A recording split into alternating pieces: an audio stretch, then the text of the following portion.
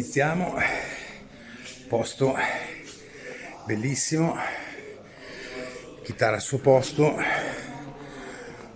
caldo, legno, calore del legno. Una bella chiacchierata sulla musica.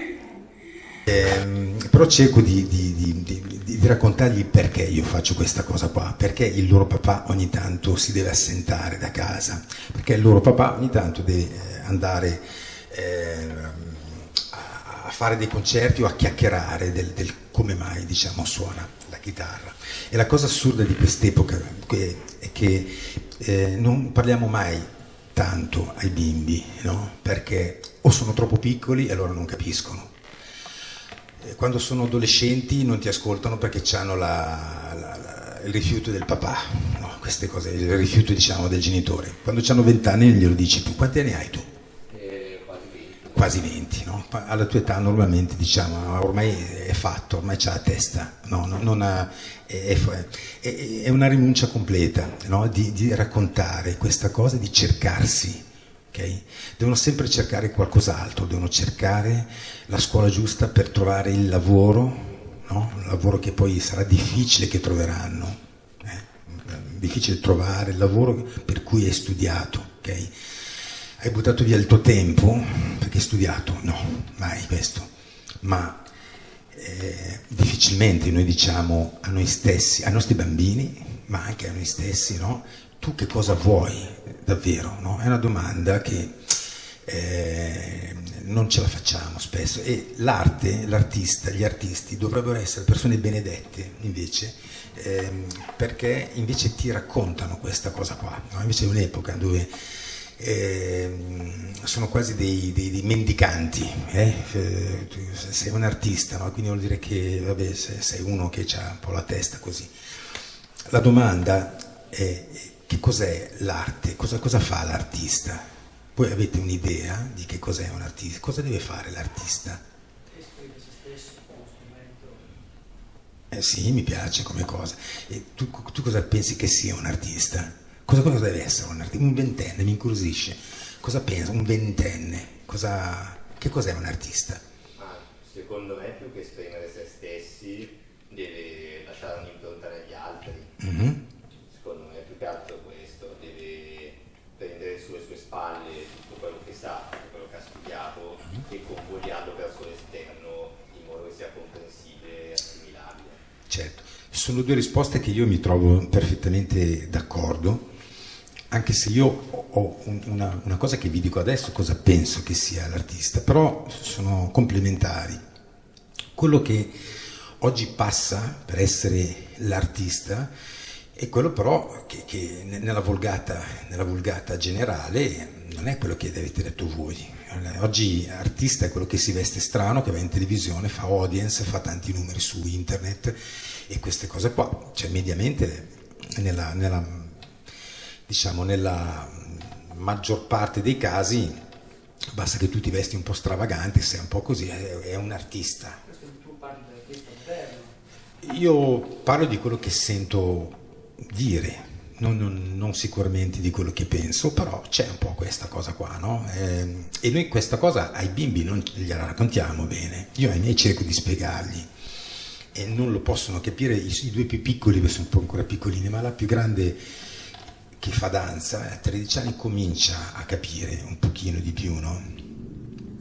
Io penso che il compito dell'artista, poi cosa sia l'artista non lo so neanche io, ma il compito dell'artista è quello di osservare quello che c'ha intorno e di raccontarlo, di osservare la realtà con i suoi occhi. Se è un pittore lo farà con i colori, se è un musicista lo farà con i suoni. È un tramite, okay? È una descrizione di quello che ti sembra essere la realtà. Non è detto che sia così come tu la vedi, capito? Ma come a te appare, e quindi è un tentativo di descrivere la realtà. Descrivere la realtà per, non so chi di lui l'ha detto, raccontare se stesso. Questo è. Se voi osservate da vicino i girasoli di Van Gogh, sono totalmente non realistici, Se uno ha visto mai nella vita un girasole se ne accorge subito. Come mai li disegna così? Come mai c'è questa violenza quasi in un fiore, nel tratto? Perché lui li vedeva così. Questo è il fatto, no? Non voleva fotografarli i fiori, lui voleva raccontare come lui li vede. Io penso che sia una cosa molto poco raccontata. Ecco.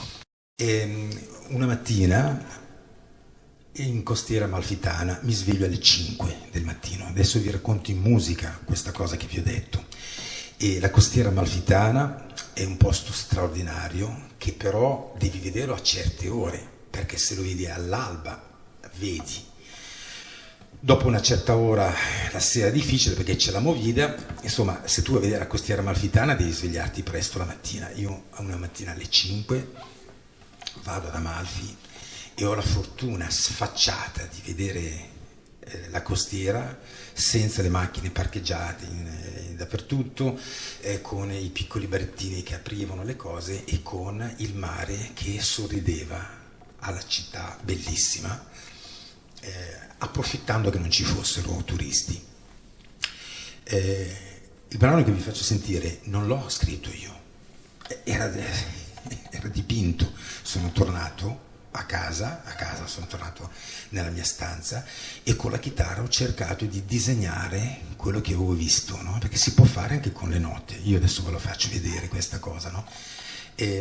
Una fotografia non reale di Amalfi, perché forse Amalfi è quell'altra cosa, però io l'ho percepita così. Ho deciso di chiamare questo brano Dolcezza e ve lo faccio sentire.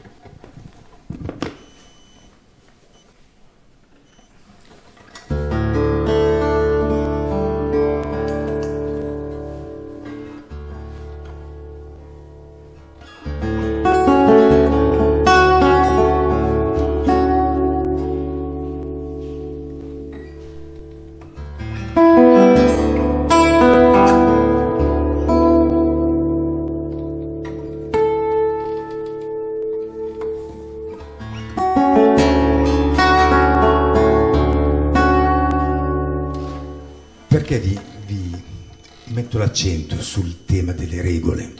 Perché capire le regole di una cosa, quindi della mia chitarra, okay, ma di qualsiasi ambiente, di qualsiasi ambiente voi frequentate, ha bisogno di essere conosciuto. Nell'antichità si pensava che la Terra fosse al centro dell'universo e non sapevano neanche cosa fosse questo universo. Quindi Aristotele pensava questa cosa, ma poi Copernico cambia la visione e poi uno si inventa un cannocchiale, che peraltro sono gli olandesi che hanno inventato il cannocchiale, lui semplicemente lo punta verso il cielo, Galileo, e scopre che qualche cosa si muove in maniera diversa da come tu te l'aspettavi. E poi Newton si inventa qualche cosa, diciamo, di diverso da prima, sulla gravità, che poi è stata cambiata da Einstein, capito, che ha una visione differente, che scopre delle cose. Ma cos'è che unisce tutte queste esperienze? Non che i primi fossero dei fessi e non avessero capito l'universo, è che semplicemente le regole in quel momento erano quelle. Ma poi chi è venuto dopo, conoscendo le regole presenti, ha notato che c'erano delle crepe in queste convinzioni e lì ha inserito il suo pensiero, ok? Non avrebbe potuto fare nulla Einstein piuttosto che Newton se non avessero saputo che cosa succedeva prima. Questo è quello che io ho scoperto con la chitarra e che credo che sia un valore in generale, che valga per tutto. Ci sono degli ingredienti che non servono tanto, anzi direi proprio che non servono per nulla. Il primo ingrediente che non serve e va tolto è la superbia, vuol dire che tu pensi di sapere tutto e questa cosa non serve assolutamente, perché non imparerai mai nulla se tu sei consapevole di sapere tutto. Il secondo ingrediente che non serve è l'ignoranza. Okay? Quindi sapere tutto o non sapere niente sono ingredienti che non servono. Poi ci sono due ingredienti che possono servire, non sono necessari, però possono servire. Il primo è il talento. E uno magari pensa che il talento sia necessario per diventare, no, un leader nella tua cosa, per assecondare il tuo demone. Il talento è un facilitatore, è un grandissimo facilitatore, ti fa avvicinare le tappe, impari più velocemente, però non è il talento la cosa che serve tantissimo. Come un altro ingrediente che può servire, però non è fondamentale, è la fortuna, perché la fortuna è sempre ben accetta, ok? Ma serve per arrivare a questo livello di conoscenza. La fortuna è un facilitatore perché ti mette davanti delle situazioni che ti possono andare bene. Io con la chitarra sono stato fortunato, in molti casi mi sono ritrovato ad essere nel posto giusto, al momento giusto, ma non mi sentirei di dire che siano fondamentali.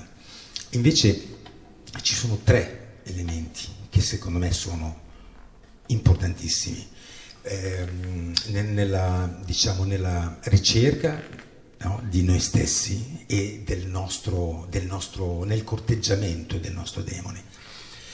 La prima è la tenacia, che non baratterei mai con il talento, perché la tenacia è quella cosa che se tu non ce l'hai sarà veramente difficile, stare in piedi nei momenti difficili.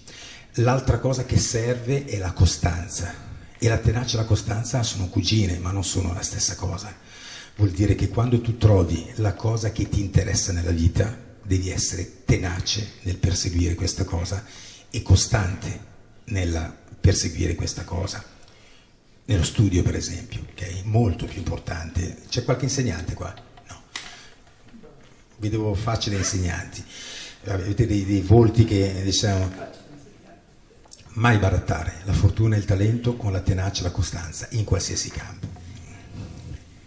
E quindi ci sono i giudizi, l'altro punto fondamentale, no? Quando tu sei un musicista e decidi che vuoi suonare in un certo modo, o un pittore che decide di scomporre la figura, no? Il cubismo, per esempio, no? Provate ad immaginare. Immaginatevi no? La gente che non fa questa cosa, no? Quindi come mai quella tetta è lì e dall'altra parte? Mi viene in mente Astor Piazzolla, che diciamo oggi tu pensi a Astor Piazzolla, pensi al tango, ma la scuola del tango argentino non è che ha apprezzato tanto quello che ha fatto Piazzolla all'inizio, è stata una dura lotta. Oggi tu dici Astor Piazzolla, libertango. Il tango non è stato così difficile, no? Difficile, devi essere carrozzato, devi avere una personalità, ma più che una personalità devi avere la coscienza di quello che stai facendo. Allora là il giudizio cominci a dargli un ruolo diverso, no? A dargli una collocazione diversa.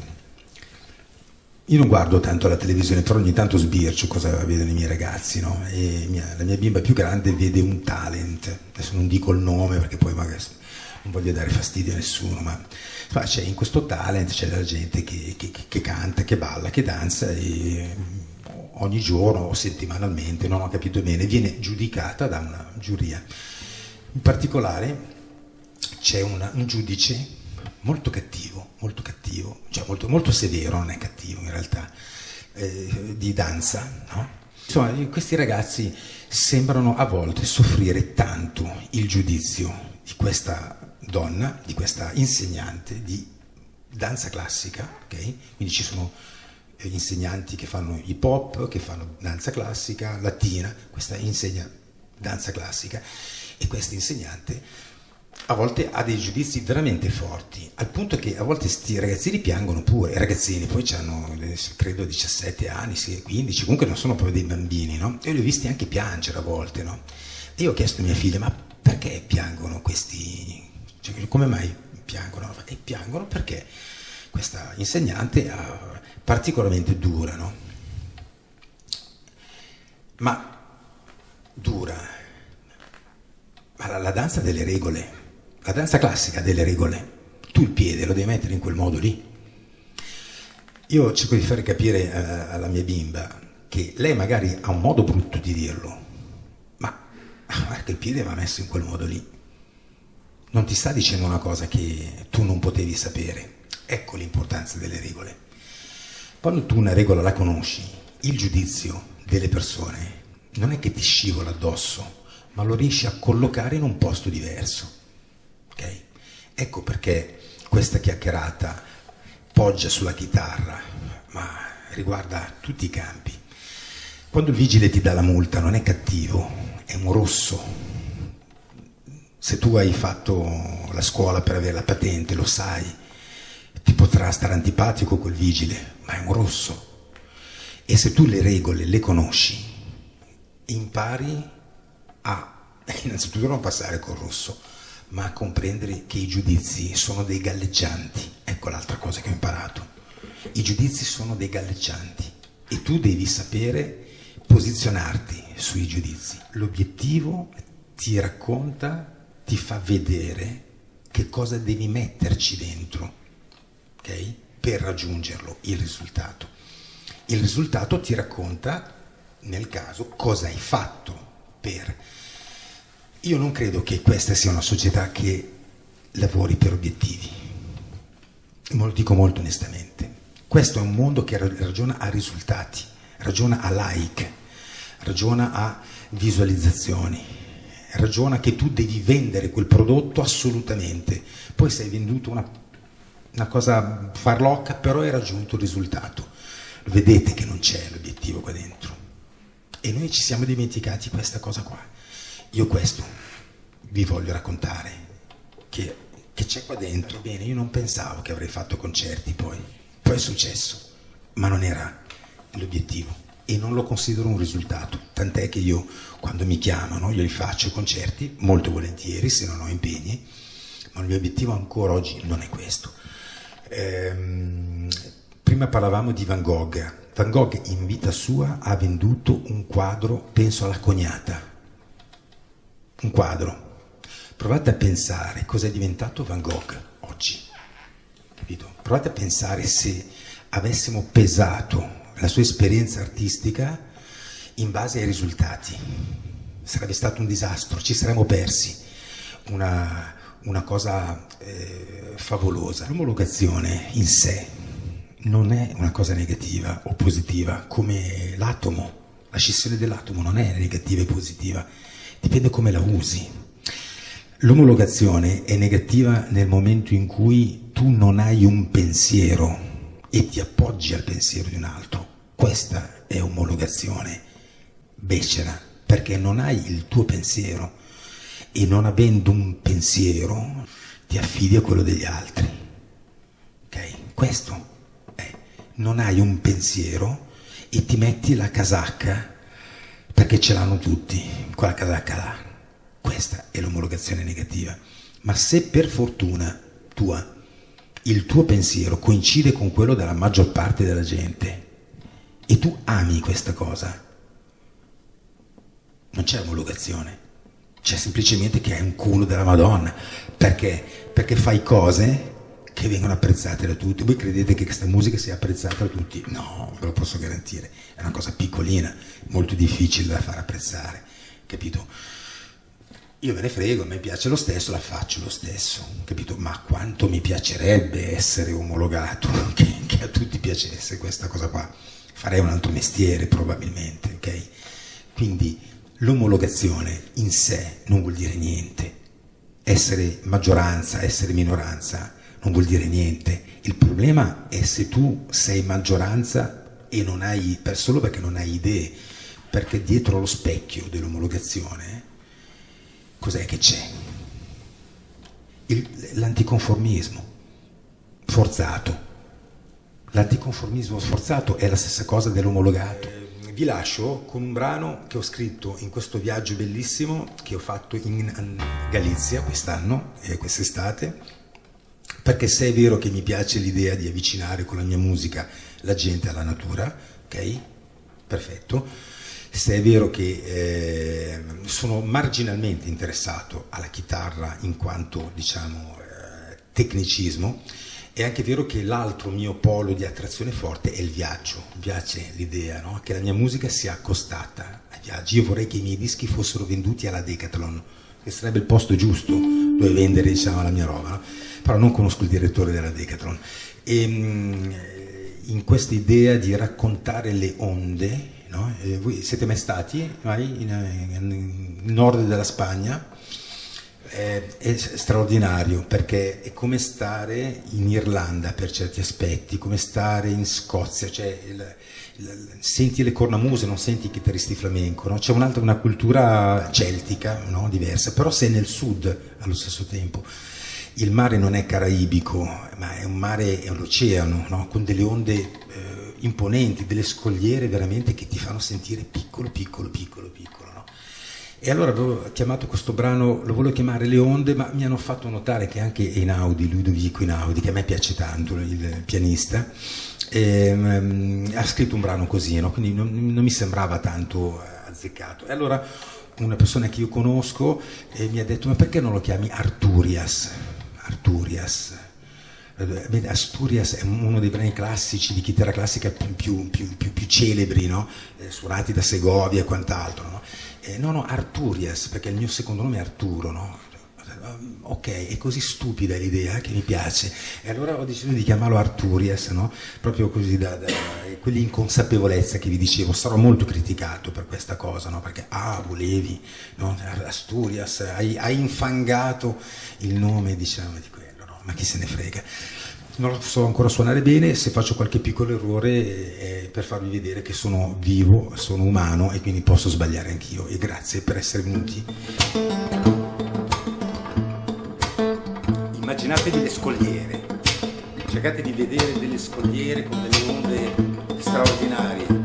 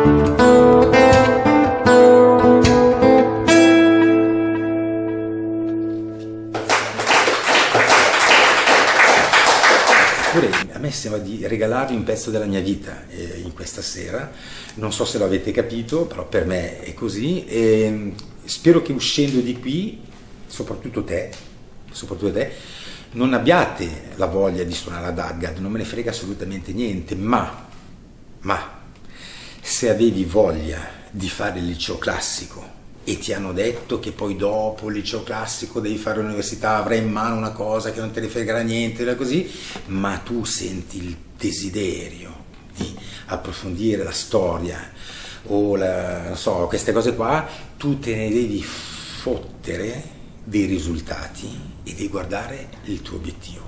Questo è il senso di questa chiacchierata, non sicuramente quello della chitarra. Chitarra io la uso per raccontare la mia esperienza. E qua è finito tutto. Basta. Grazie.